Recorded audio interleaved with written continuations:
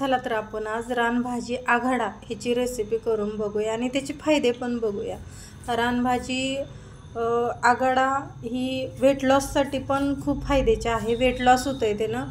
परत दात दुखी त्याच्यावरती पण उपयोगाचे आहे। नंतर पायल्सचा त्रास मूळव्याध जर असेल तर त्याच्यावरती पण फायद्याचे आहे। परत मुखदुर्गंधी येत असेल तर त्याची 4 पानं चावून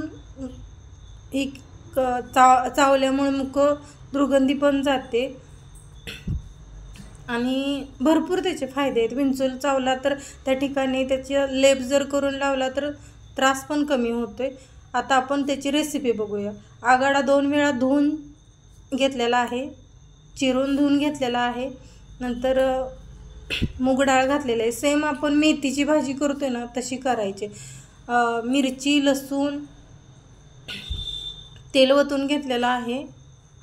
नंतर लसूण टाकलेला आहे थोडासा चेचून।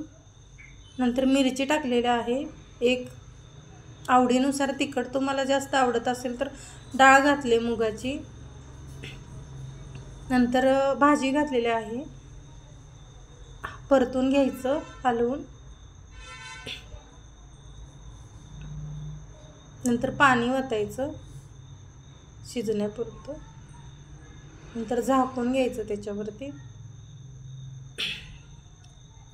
काढून बघायचं, चवीनुसार मीठ घालायचं।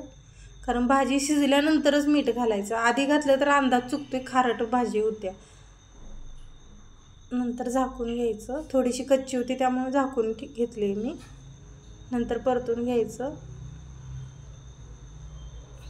नंतर शेंगदाण्याचा कूट घालायचा आवडीनुसार, परत हलवून घ्यायचं।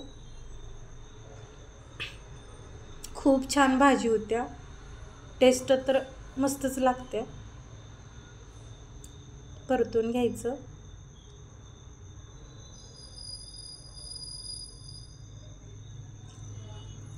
अशी झालेली आहे आपल्या आघाड्याची भाजी। धन्यवाद।